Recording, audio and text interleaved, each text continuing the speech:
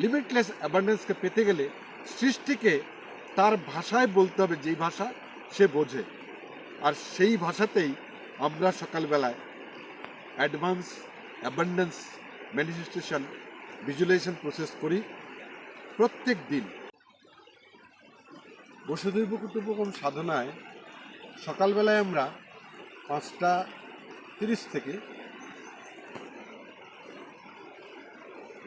Advance visualisation করি। Visualisation কেন দরকার? আমরা না অজান্তে সবসময় ভিজুয়ালাইজেশন করি। ভিজুয়ালাইজেশন একটা ম্যানিফেস্টেশন প্রসেস, মানে আমরা যা চাই অজান্তে আমরা সেই ভাবনাটা পৃথিবীকে দিই, ইউনিভার্সকে দিই। আমাদের থট, ফিলিং, ওয়ার্ড, অ্যাকশন এর মধ্য দিয়ে ইন্টেনশনটা সৃষ্টিতে যায়। আর সৃষ্টি না যেটাই আমরা দিই সেটাই ফেরত দেয়। ও একটা মিরার, একটা দর্পণ। জীবনও একটা দর্পণ, আমরা যা দিই তাই ফেরত পাই।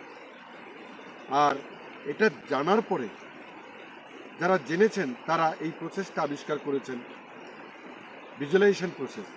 আমরা যেটা চাইবো সেটা না সৃষ্টিকে বলতে হবে। একটা বাচ্চাও যদি কিছু চায় সে তার বাবা মাকে বলে। আর সৃষ্টি হলো আমাদের পরম পিতামাতা, তার কাছে কোনো লিমিট নেই, লিমিটলেস অ্যাবান্ডেন্স তার কাছে আছে। তাই আমাদের ভিকে সাধনা সেশনে এই নিয়মেই পৃথিবীতে সবাই সব কিছু করেছে, এখন অব্দি যে যা করেছে। বিভিন্ন থিম অনুযায়ী এগুলো আমরা করি। যারা জীবনটাকে নিজের মনের মতো করে করতে চান, এক্সট্রাঅর্ডিনারি সাফল্য, শান্তি, সুখ, সমৃদ্ধি পেতে চান, তারা ভিকে সাধনা মর্নিং সেশনে জয়েন করুন। সকালবেলায় VK advance manifestation visualization process করি।